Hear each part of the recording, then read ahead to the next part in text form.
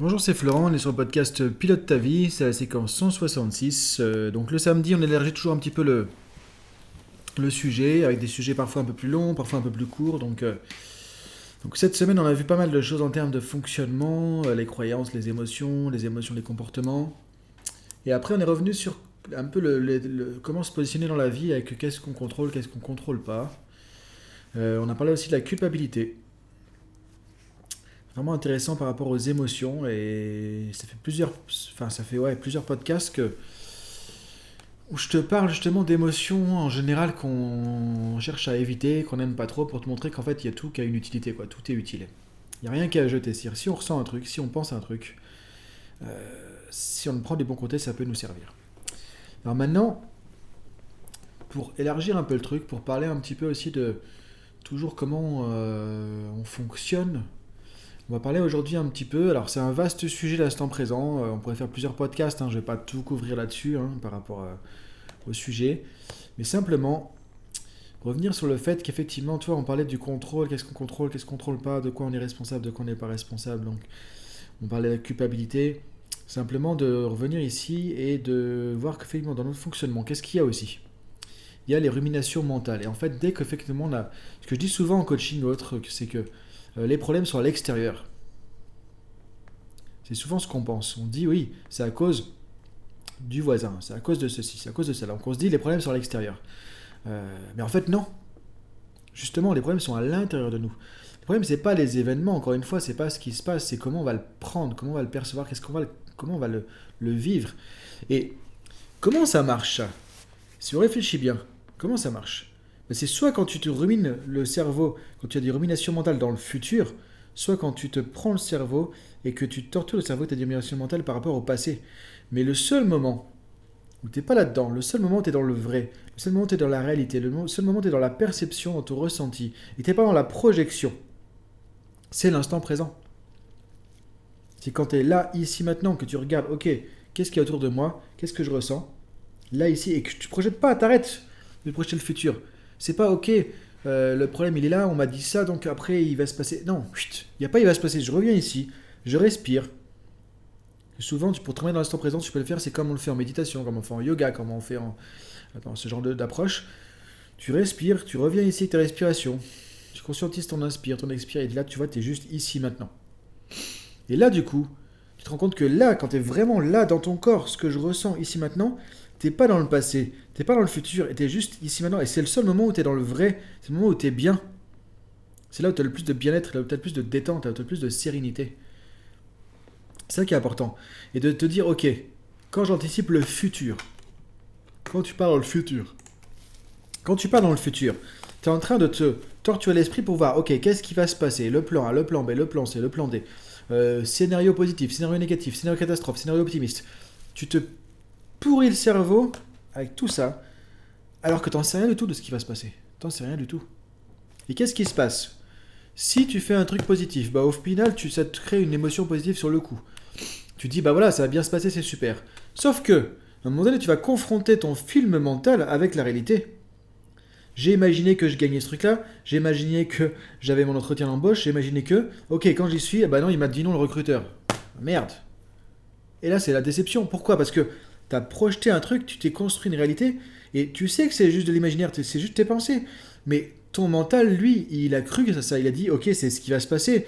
Et maintenant, tu y arrives, le moment présent, il est là, le truc vrai, il est là, et tu te prends une claque, tu te dis, bah non, c'est pas possible. Pourquoi il y a une déception aussi forte? Parce que c'est juste, tu vis juste l'écart entre ce que tu as imaginé et ce qui s'est passé. Maintenant, tu fais un scénario pessimiste, ok, tu dis, je serais peut-être moins déçu, je loupe le job, et donc ils vont me dire non. Il te dit non, bon bah ok, bon bah ouais, c'est ce que j'avais pensé, quoi. T'as moins de déception peut-être, mais quand même un peu t'es dégoûté quand même aussi quoi. Mais dans tous les cas, tu t'es stressé avant pour rien. Parce que du coup, ça pouvait aussi marcher. Donc tu t'es stressé parce que tu as créé le truc où tu allais te planter. Donc ça, le truc à comprendre, c'est que quand tu es dans le futur, tu es en train de projeter un film, qui soit positif ou négatif, dans tous les cas, ça va te porter préjudice. Parce que tu sais pas ce qui va arriver. Parce que ça peut pas arriver comme ça.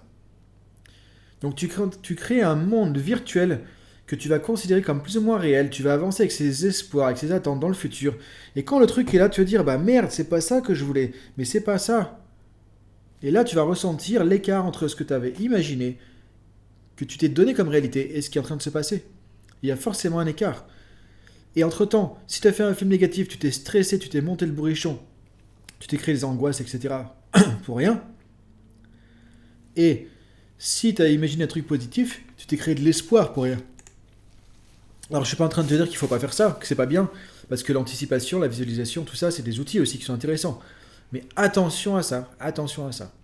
Quand ça te fait du mal, quand tu sens que ça te bloque, quand tu sens que ça te fait trop d'espoir, ou trop de limitation, ou trop de frustration, ou trop de peur, c'est là qu'il faut se dire, ok, arrête, t'es dans le mental, t'es en train de partir dans ta molinette mentale, reviens ici maintenant, je respire, je suis bien, qu'est-ce qui va se passer? Est-ce que je vais y arriver? Est-ce que je vais réussir ou pas? J'en sais rien. Je vais faire de mon mieux, je vais me préparer, je vais imaginer que j'y arrive éventuellement, je vais visualiser le truc, mais maintenant, ok, est-ce que ça va marcher ou pas? J'arrête le verrou le film. J'arrête le film mental, je me dis, ok, on va voir, j'ai mis les conditions que je pensais, je me suis programmé pour ça quelque part, j'ai travaillé sur moi, maintenant on va voir. Parce que tu sais pas ce qui va se passer. Tu sais pas ce qui va se passer en fait. Donc ça c'est avec le futur, mais ça marche pareil avec le passé.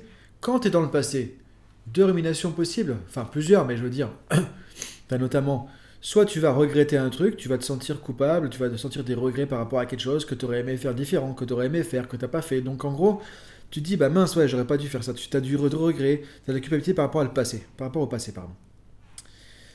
Et à quoi ça sert? Bah finalement à te stresser maintenant. Donc là, en gros, tu es en train de polluer ton instant présent, car rien demandé, t'es passé à autre chose, le monde a changé, le truc il est fini. Le monde a changé, le truc n'existe plus, à part dans ta tête. Et tu es en train de te stresser aujourd'hui pour un truc d'il y a 2 jours, il y a 2 ans, il y a 20 ans. Le truc est fini. Alors soit tu te dis, ok, qu'est-ce que je peux en apprendre? Et tu avances avec des apprentissages. Ok, ça c'est utile, c'est ce qu'on fait tout le temps. Mais si c'est pour rester dans les ruminations mentales du passé, à regretter, à ceci, à cela, ça marche pas, ça sert à rien. Tu es juste en train de te foutre en l'air, entre guillemets, l'instant présent, dans lequel tu pourrais être bien si tu décrochais ce truc-là. Donc tu vois, le passé, c'est pareil. Ruminer le passé, ça mène que de la rumination qui va, au final, être mauvaise pour toi, quelque part. Ça va t'amener du ressenti négatif, peut-être de la tristesse et des choses comme ça, parce que tu vas dire c'était mieux avant aussi, à ce côté-là, c'était mieux avant, c'était mieux, pourquoi j'ai plus ça, etc. Et là, tu vas avoir de la nostalgie, de la tristesse, du regret encore. Et en final, si tu n'en tires pas des apprentissages et que tu dis ok, j'ai appris, maintenant j'avance, et tu décroches du passé, il faut décrocher le wagon, bah sinon tu restes accroché. Tant que tu es dans la rumination mentale, tu restes accroché. Et du coup, tu as encore un attachement, un lien à ça, et du coup, ça te crée une souffrance. Et encore une fois, si tu reviens dans l'instant présent, tu es ici maintenant, tu sais que ok, c'est fini, c'est terminé, c'est over. Et là, je peux être bien maintenant, parce que le truc, il est passé, il est fini. Donc c'est vraiment important de se dire, ok, le seul moment où tu vas être vraiment le plus épanoui possible, le seul moment où tu es vraiment dans le plus heureux possible, le seul moment où tu es connecté vraiment à toi-même, le seul moment où tu es vraiment en connexion avec ce qui se passe, la réalité, le vrai, le ici et maintenant, c'est dans le présent. Et comment faire pour revenir dans le présent? Bah, tu fermes les yeux, tu respires un coup, t'inspires, t'expires, tu conscientises ta respiration, tu dis ok, c'est ici que ça se passe. Tu ramènes ton cerveau du futur dans le présent, tu ramènes ton cerveau du passé dans le présent, et tu apprécies l'instant présent. C'est ce qu'on fait quand on fait de la méditation, par exemple. Et c'est le seul moment où on se sent aussi détendu, serein, épanoui, parce que justement, tu n'es pas dans les ruminations mentales de qu'est-ce qui va se passer, ou de qu'est-ce qui s'est passé. Donc voilà pour aujourd'hui, tu vois, l'idée c'est de se dire, ok, c'est vraiment important, essentiel de revenir dans l'instant présent. C'est le moment où tu vas être le plus heureux, le plus épanoui, le plus accompli, le plus dans la paix, le plus connecté à tes ressources, tes potentiels. Et pour ça, il faut faire un effort, parce que ton mental, ça dépend des gens, hein. Mais si tu as un mental assez fort, tu vas très très très souvent dans le futur et tu as du mal à revenir ici, toujours à galoper dans le futur. Et tu peux aussi parfois toujours être bloqué dans le passé parce que c'était mieux, il fallait ci, il fallait ça, et tu t'en veux, et tu regrettes, et tu as nostalgie, etc. Et ça, c'est pas bon non plus. Donc, apprends à ton mental en disant, ok, ça c'est passé, je suis en train de me faire avoir avec un truc qui n'existe plus. Allez, je reviens ici maintenant, et là je suis bien. Je suis en train de me faire avoir parce que j'anticipe un truc que je sais même pas ce qui va se passer, j'en sais rien, de toute façon. J'arrête de me torturer le cerveau, je reviens ici maintenant, je respire, et je suis bien. Le pouvoir de l'instant présent, revenir à l'instant présent. C'est un travail de tous les jours. Tu peux faire ça toute la journée, enfin par moment, tu vas dans la journée te dire, ok, je suis en train de partir là, je pars ici, je pars là, je reviens ici dans l'instant présent. Comme une méditation, mais parfois tu peux le faire juste avec un peu de respiration. Tu fermes les yeux, tu respires et tu reviens ici. Donc voilà pour aujourd'hui, juste un partage par rapport à ça. Alors l'instant présent, après, c'est un grand truc philosophique du développement personnel.